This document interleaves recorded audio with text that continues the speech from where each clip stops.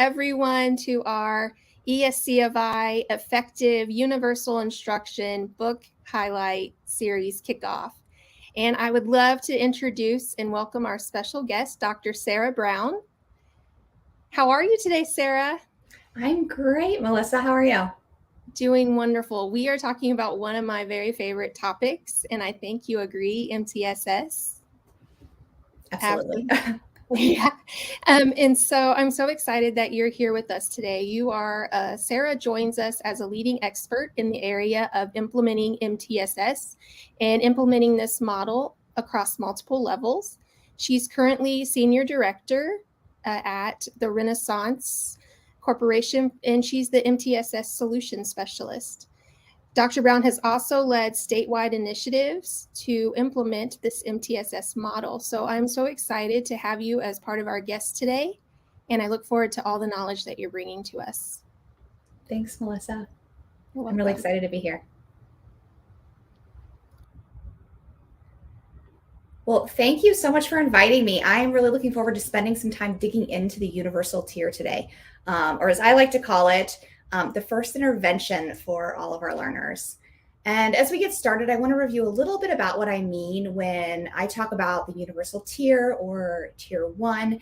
And I'll also tell you why it's my favorite tier of the MTSS model. So as we are all well aware, the needs of students are really constantly evolving. The needs we see across schools now are different from what we've seen 2 years ago, 3 years ago, 5 years ago. Only about a third of America's fourth graders are proficient in both reading and math on the NAEP, and that was 2022 data. And in Indiana, that number was about 33%. So right there, right about a third of fourth grade readers were proficient in reading on the NAEP in 2022. Districts across the country are struggling with chronic absenteeism, and student social emotional needs were also negatively impacted by the pandemic. And many districts are looking to an MTSS framework to support today's students' unique needs.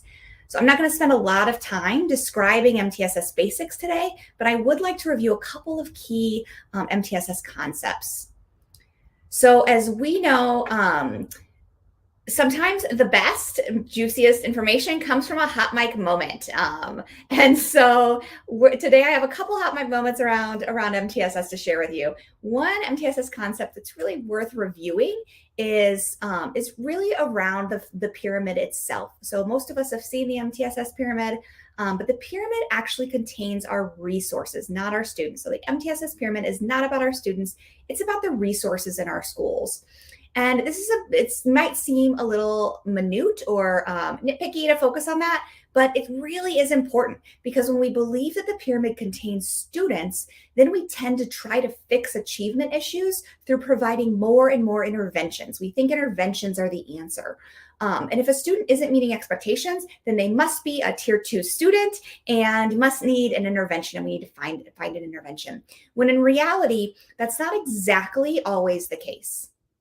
So the MTSS framework is really designed to provide an infrastructure to support educators to use whole child data when determining how to meet the needs of every student. So when we look at our tiers as resources that we're providing, we end up with a little bit shifted perspective than if we view it as students. So at tier 1, you see we have a plethora of resources to support students who are struggling. Everything from the universal screening that we're providing and how we use those data to help support our efforts, our school improvement efforts, how we teach toward grade level standards, the differentiation we provide, to the types of things that we're discussing in grade level team meetings and how we're using those to prepare to support all learners within our grade level. The instructional strategies that we're using and how we can intensify those or think about evidence-based strategies as we're going toward teaching our grade level standards. And so there's a lot of resources within tier 1 that we can use to help us support all students and the needs of all students.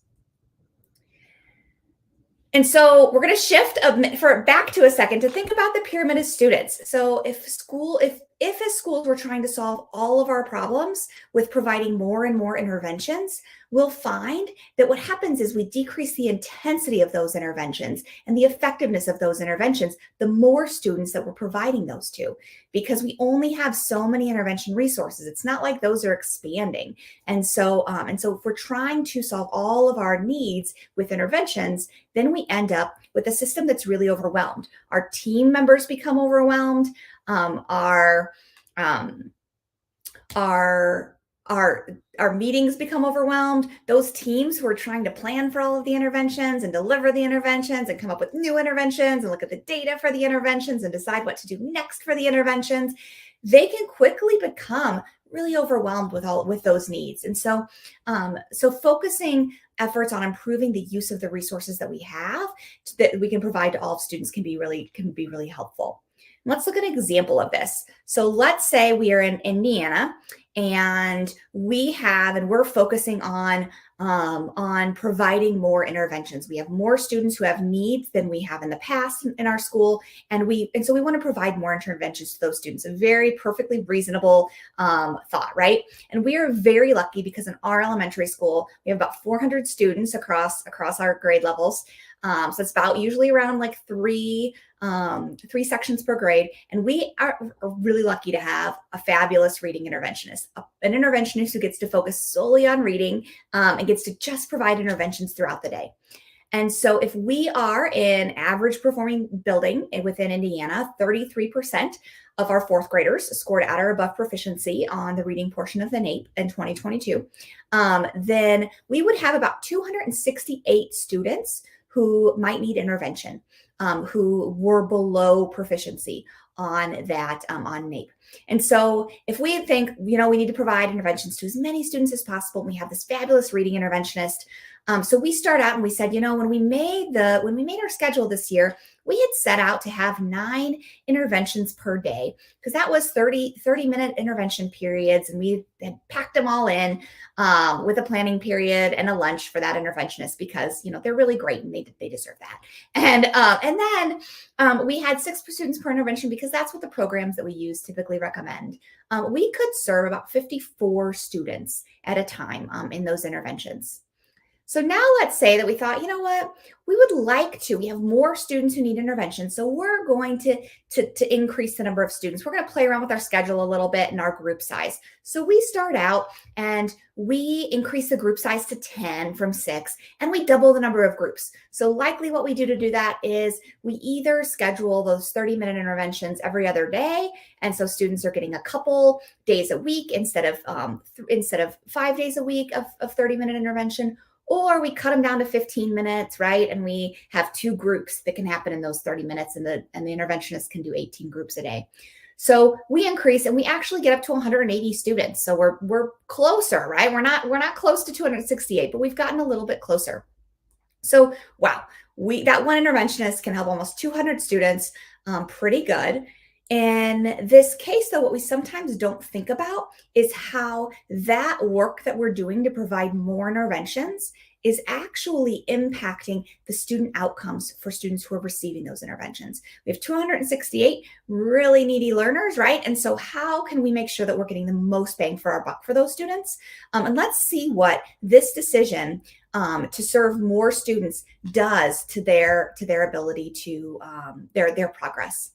So if you look here, what you'll see is this is actually an example from Teach Your Child to Read in 100 Easy Lessons. It's a book that I had on my bookshelf at home, and this shows us what the difference is between a 10-week intervention of students who had gone through 5 lessons a week and had completed 5 lessons a week versus students who had completed 3 lessons a week. So this is what you'd be reading. This is the difference in what those students would be able to read if they had done 5 lessons a week versus 3 lessons a week for the same amount of time for the intervention. And you can see this is a big difference, right? So the fact that we are serving 180 students, but the amount of content, those students' outcomes are really heavily impacted by the dosage, by the intervention that we were able to provide. So when we decreased those, as we increased the number of students that we were providing intervention to, we decrease the intensity of the intervention and thereby the effectiveness of the intervention. And that takes us back to the idea of the need to look at our MTSS pyramid as resources, and to make sure that we're focusing on tier 1. Because our second hot mic moment is that MTSS vision is prevention. Many of us still, and absolutely when I started practicing, I saw MTSS as being about interventions. But interventions alone are never the entire solution. And the MTSS model is actually based on a model of prevention. So the purpose of an MTSS is really to prevent students from needing additional support. It originated on a model based on the public health system model, where prevention is viewed as the best intervention. So for instance, we practice good oral hygiene at home, and we get our teeth cleaned twice a year, specifically to prevent problems and to find any issues quickly so that they can be addressed while they're still small. The same is true of an MTSS. We look, I tend to do a lot better with my healthy eating when I plan my meals and I prep some of my meals.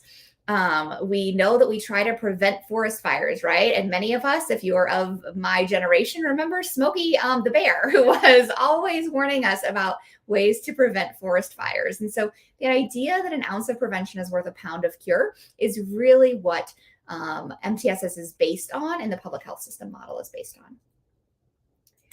So hopefully by now you're a bit more excited to dig into your universal tier.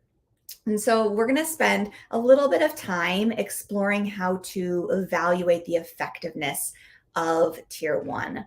And so we're going to start by really digging into ways that you can look to see how effective is the universal tier instruction and resources that we're providing right now for students in your building.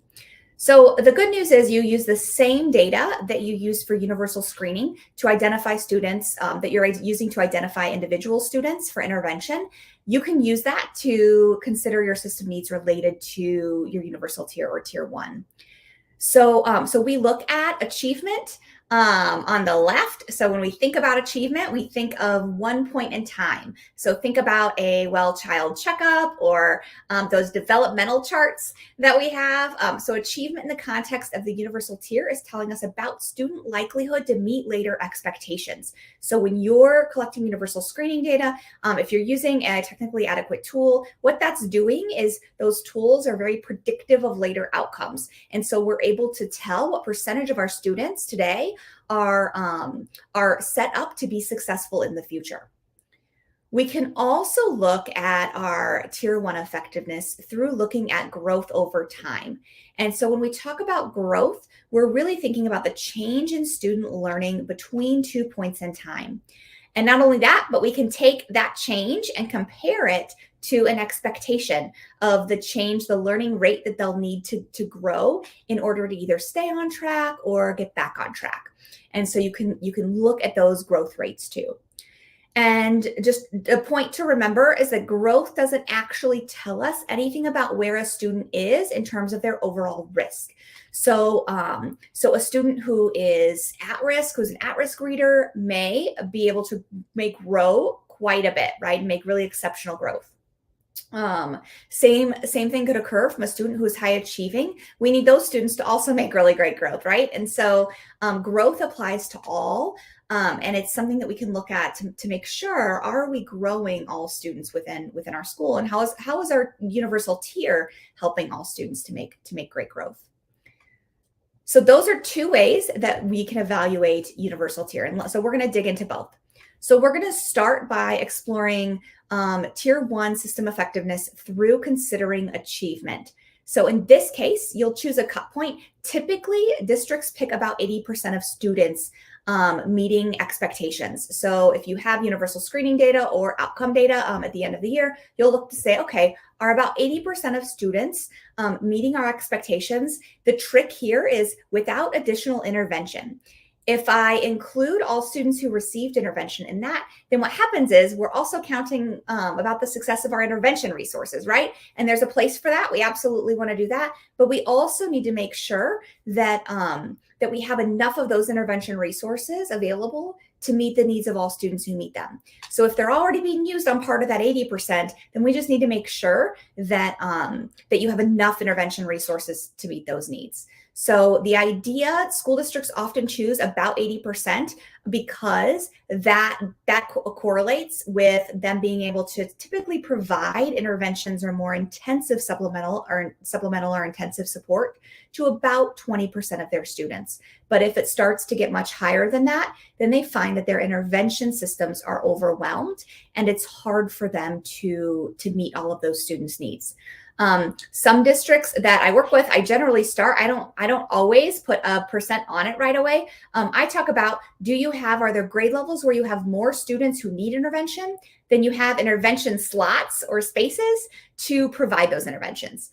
And so we'll find that many times that if you say that you have more students who need intervention than you have intervention spaces to provide, then we need to consider Tier 1 effectiveness and how to boost that.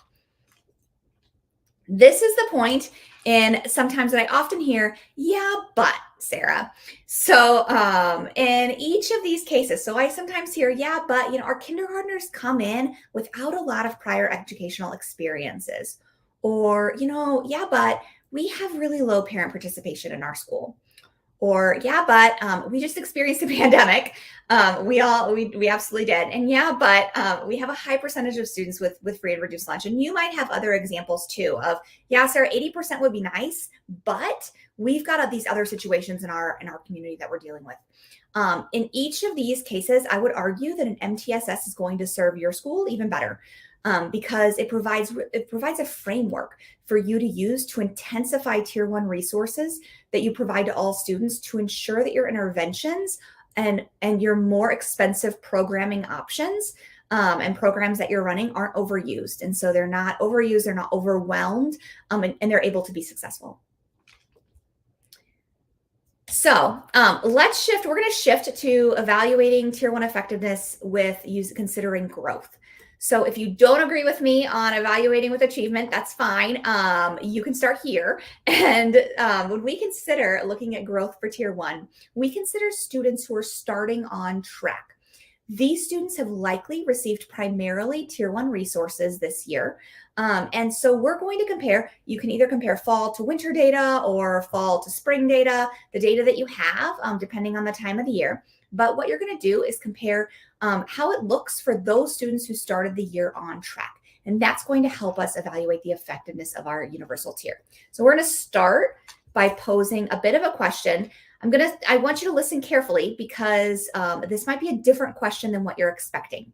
So let's say we're only considering students who started this year on track.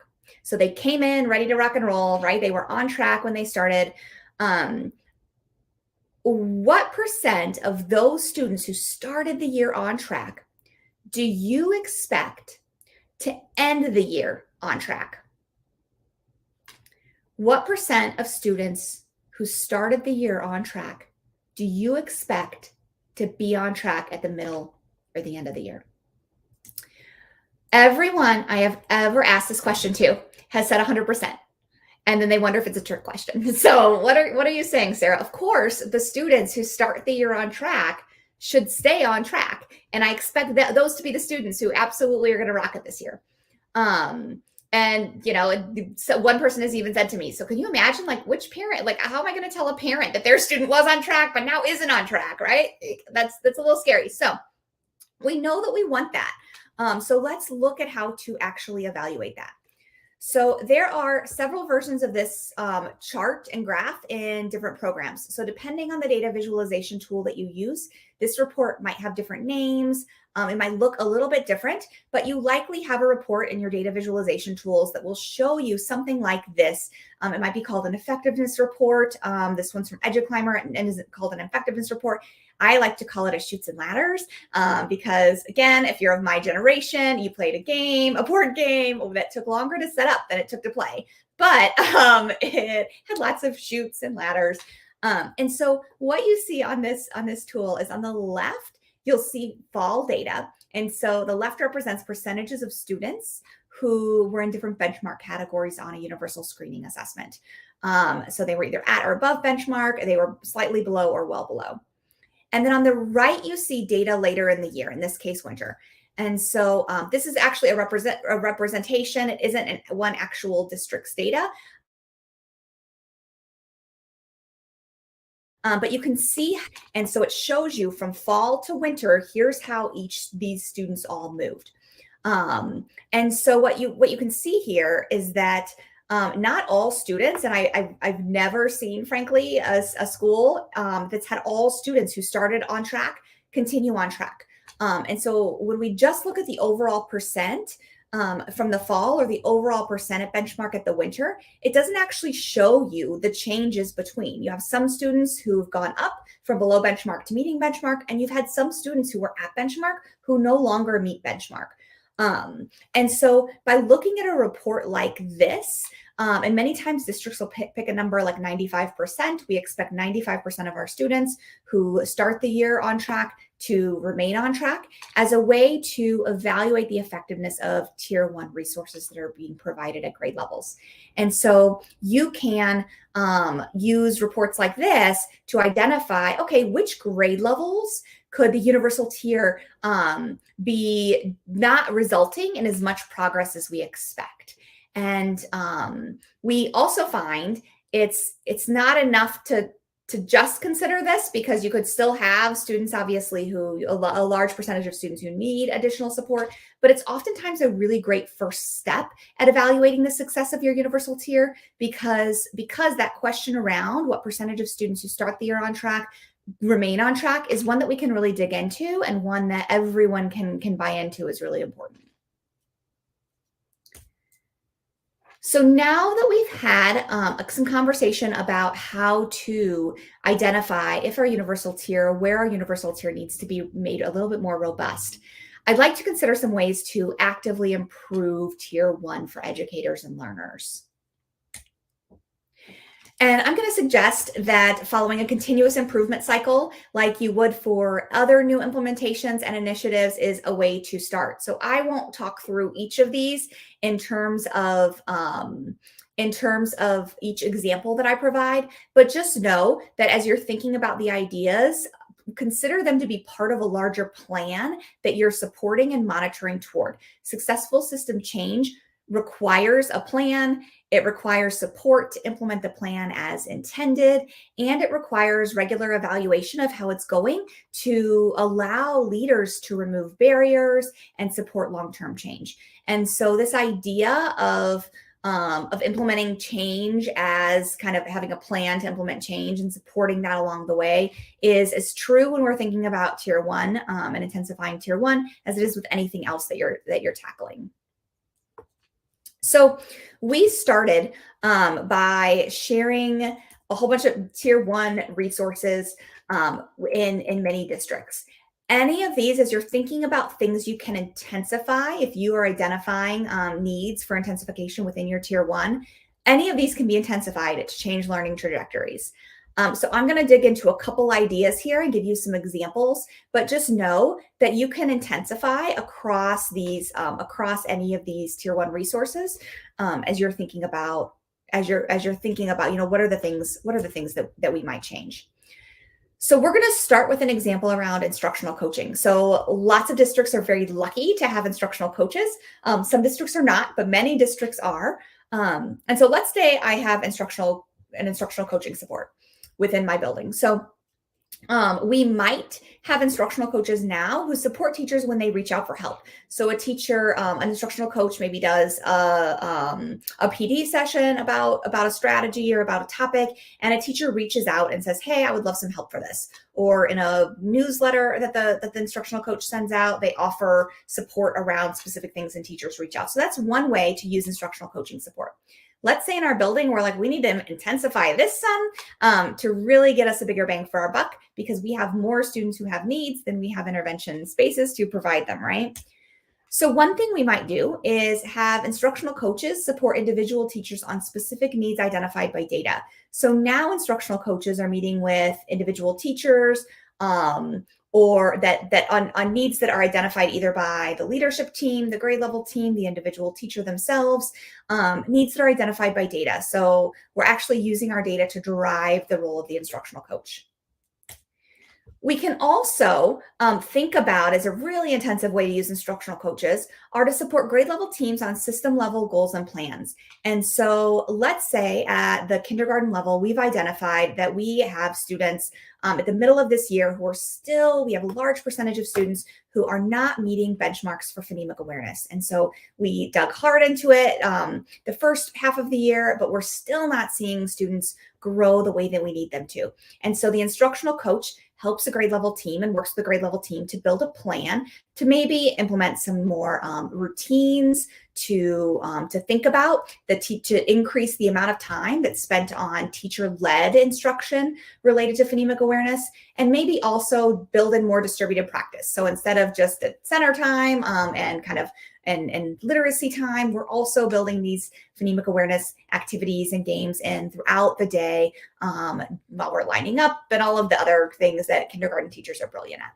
And so, so instructional coaches are helping to build that plan. They're giving the teams lots of ideas, and then they're going in, and what they're actually spending their time doing in classrooms is modeling those, giving feedback on those, and helping teachers remove barriers related to that. So we might have a really great idea of how I'm going to implement some phonemic awareness activities during some passing times, but I'm not really making it happen. And I'm identifying several barriers to keep me from that, whether it's student behavior or it's timing or whatever it is. And so I'm going to ask the instructional coach is going to come in and help me be able to follow that plan that we had written. And that's for that system level goal of increasing the amount of time and teacher-led instruction around phonemic awareness in the kindergarten class. And so having instructional coaches really hone in on the specific skills and strategies and evidence-based practices that we're trying to build upon. So that's one example of a way to intensify instructional coaching support. Let's talk about instructional strategies for a minute too. So there are different ways, obviously, as we're thinking about the skills, we're teaching them with specific strategies, hopefully with evidence-based strategies throughout the day. Many times, frankly, teachers aren't discussing instructional strategies that they're using. We discuss the standards sometimes, or we discuss specifically what we're teaching, but we don't always talk regularly and frequently about the instructional strategies that we're using or how we're teaching that. So one way to intensify that would be to have grade level teams discuss evidence-based instructional strategies. And so if we can train some strategies during the whole either grade level team meetings or during building wide professional development, and grade level teams could then be talking about, okay, so what content, what standards, what do we have coming up that would make sense for us to use these strategies for? And those grade level teams can plan together to decide when would make sense to use these evidence-based instructional strategies. And let's all try that together, and then let's report back, right? And identify barriers, talk about what went well, share more ideas about how to use those evidence-based strategies, and talk about, it also made me think I could use this at another time. And so really digging in and having those conversations. We could also ramp it up a little bit more and have grade level teams again, learn those evidence-based strategies. So make that plan when they'll use it within the curriculum, and then have instructional coaches support their implementation, right? And so again, bringing coaches into those conversations and into that help to help teachers really dive in and implement those evidence-based strategies the way they were intended and the way that they've been shown to have the greatest impact. I have a couple examples of this also. So I had the opportunity in a city to observe there was an elementary school in a very high needs district that just had out of the they'd blown their math data out of the water, their statewide math testing data out of the water in like a year's time. It was like just the change was so astronomical. It was very interesting, and so it grabbed my attention. I reached out to the school. I actually went and had the opportunity to meet several times with their teams, and I learned that they had this phenomenal math instructional coach, and she was just at the school, but the school was big enough that she couldn't actually do a lot of interventions. She wasn't doing like student groups. She saw that she would have the biggest impact by working with grade level teams. And so she would meet with every grade level team once a week. And so she went through like each day with a different grade level. And she would meet with that team, and they would actually talk about, okay, here's what next week's lessons are within their curriculum. And like, here are the standards, the specific skills that we're teaching next week. And she would give them specific evidence-based routines and activities to use to teach those skills. And that was what this building attributed to the massive change that they saw in their student skills, was that these teachers had almost like a consultant every single week telling them, oh, here's a great strategy to use to teach this. And here's a way to do this. Here's how to get students more practice on this skill while you're teaching it. And so it was really powerful. Another example that I have comes from a middle school. That was an elementary school. I don't know if I mentioned that. Another example comes from middle school. So worked in a middle school where we saw in the fall that we had a large number of students who were not fluent in reading, and they actually had very low percentage of students, and we knew that it was too many students to provide intervention to through our intervention system. And so in this school, we provided 3 evidence-based routines that they could use to build fluency. So they were just regular reading fluency routines. We made them kind of 1 page each, and every teacher received instruction kind of in one after-school PD session about the 3 routines. They learned what makes them evidence-based. Here are the routines. They got to, talk about them and ask questions. And then they were all expected, though, that in every section, you spend 5 minutes a day practicing reading. And so having students use one of those 3 routines. We encouraged them to switch up the routines that they were using over the course of time, but all students then, it was a 6-section middle school, and so all students actually got an extra 30 minutes of reading practice using an evidence-based routine a day. And so the teachers could pick the content. It was just from their curriculum. So students were, it was all kind of related to what they were teaching, but they were using this evidence-based routine to have students practice their reading for a significant amount of time each day. And what we found was that by winter, we had almost entirely closed the gap. We were down to a number of students that we could provide a strong intervention for in just that 1 semester's worth of time of having students practice reading. But they got a lot of extra practice in reading, right? An extra 30 minutes a day, potentially up to using evidence-based practices. And evidence-based routines. And the instructional coach in that building was also supporting this effort and offering to help teachers and going to grade level teams and asking specifically about barriers to implementing that over time. So it was really positive, and just a way to think about those instructional strategies and how can we intensify those to get the biggest bang for our buck. And I would be remiss if I didn't spend just a few minutes discussing the importance of teams. When we collaborate, we are all better for our learners. And I believe that we also enjoy the hard work that we do more when we get to work with other people. And kind of the other reason that I focus on teamwork in a lot of our conversations is that teachers aren't saving their best ideas to try next year. We are all working on really tough problems every day. And so being able to solve those tough problems together is the most effective way forward. So as leaders, we really need to support teamwork through infrastructure that we provide. We need to provide teachers with dedicated time to review and act on data. We can have teachers collect data. We can provide them with great visualization tools, and we should be. And we you won't see data change, and we won't see kind of conversations and richer dialogue around these data unless we provide dedicated time to actually review and use those data. Teachers have, as we all know, educators have a lot too much on their plates. And so having specific time set aside to do that is really important. It can also be incredibly helpful to provide protocols to guide data review processes, especially when some of our data are collected a few times a year as opposed to on a regular basis. Having some protocols to help guide our questions and guide the discussion can, one, make them more efficient, right? But also just help with the effectiveness of those to help us drill down into questions that are really meaningful and that will help us act on those data. And so it can help us stay in tune with having conversations that can lead to our better planning for student success.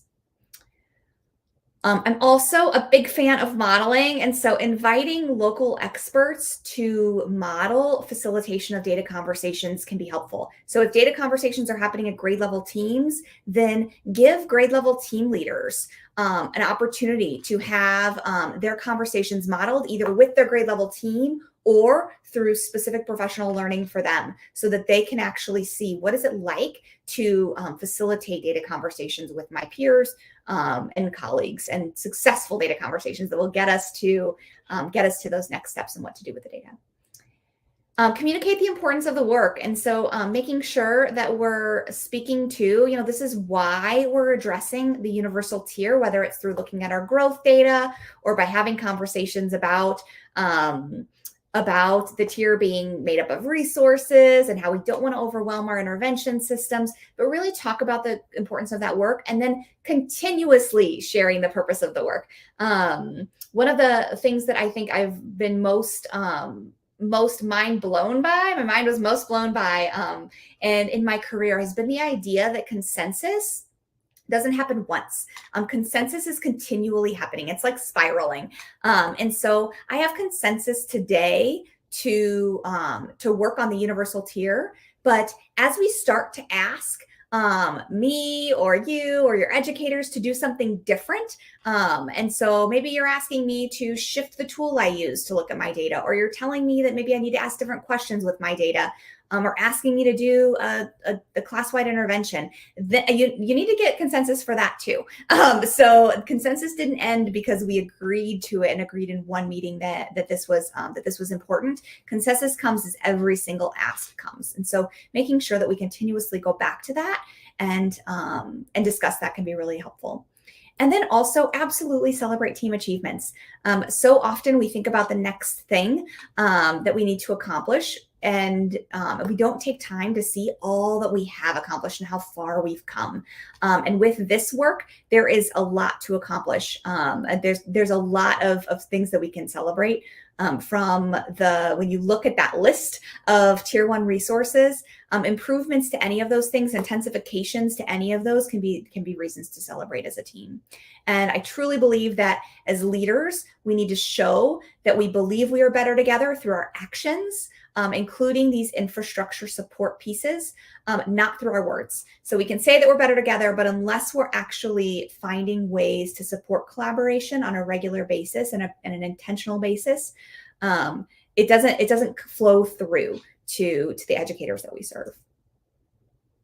So as we come to a close, I really want to thank you for all that you're doing to support learners in the complex educational environment that we are today. As our students' needs are evolving, so do our MTSS systems and our supports of those systems over time. So many of our districts won't experience success with an MTSS model or with any model, frankly, that you're using for school improvement without being very intentional about intensifying and supporting the success of those plethora of resources at the universal tier or tier 1. So I really appreciate your leadership and the vision that you bring every day to make really tough choices to spend some time focused on tier 1. So thank you for your time, and thanks for your dedication to our children. Oh, Sarah. Hi, I'm Marty Hoofer from Keep Indiana Learning. Thank you for what you have shared. I think you're right in that we look to MTSS and interventions to solve more problems than they really should. If we would strengthen that foundation, what a difference that would make. Yeah. So Very, very well said. Yeah. thank you for your time. Thank you for being a part of our Strengthening the Core spring and summer series here at Keep Indiana Learning. We're excited to use your kickoff as we kick off now a series of learning as we move through the book, presenting different pieces that we've gleaned from it. So we're excited to share this information because, like you said, strengthening that bottom, that foundation will make all the difference, not only for the students in that tier, but then for the students that are in the higher tiers. A rising tide raises all ships, right? Yes, this is 100%. Perfect example of that. Thank you so much for sharing that beautiful picture of what this does. So Thank you for your time today, and we look forward to digging into your work through the spring. Great. Thank you for having me.